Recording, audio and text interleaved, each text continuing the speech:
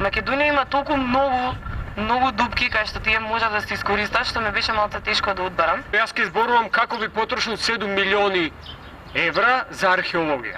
7 милиони евра би им понудиле бесплатно државно јавно здравство на стотици илјади невработени луѓе, кои беа од 2012 приморени да плаќаат за сините картони. Иако се многу пари, јас воопшто не се двоумев зашто би ги потрошила. Би ги потрошила за еден многу скап проект, а тоа е попис. Толку скап што сите земји во светот го спроведуваат еднаш на 10 години. Македонија последен пат го спроведе во 2002 година.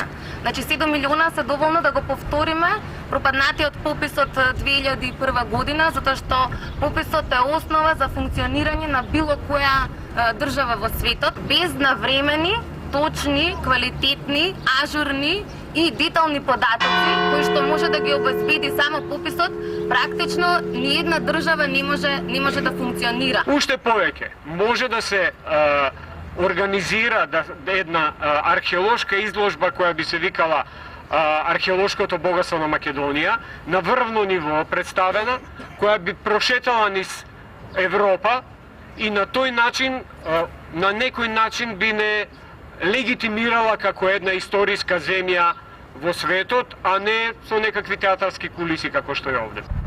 Ако ви кажам дека проектот на представување на македонски писатели во Лајпциг, Министерството го поддржува со 5000 евра, тогаш може да замислите, и за тие пари ние носиме 5 писатели во Лајпциг, може да замислите дека македонските писатели може да ги однесеме во период од 10 години на сите манифестации од тој саемски тип во светот.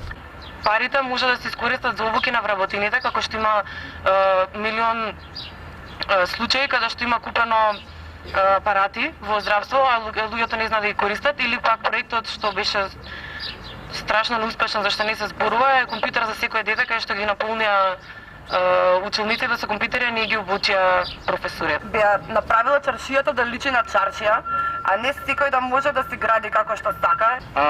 Неколку десетини стипендии на најдобрите студенти или средношколци кои навистина се интересираат за археологија, да студираат археологија или некоја слична на неа наука во најдобрите светски универзитети, каде што ми се чини дека просечно едно студирање од 4 години би коштало на најдобрите околу 100.000 евра. Сега самите помислете колку би можеле такви дипломи да се добијат. И сумата која државата ја дели за социјална помош, значи бројот е скоро преполовен, а токму поради тоа што во државата се ствараат такви буџетски дупки, токму поради преку вакви непродуктивни проекти.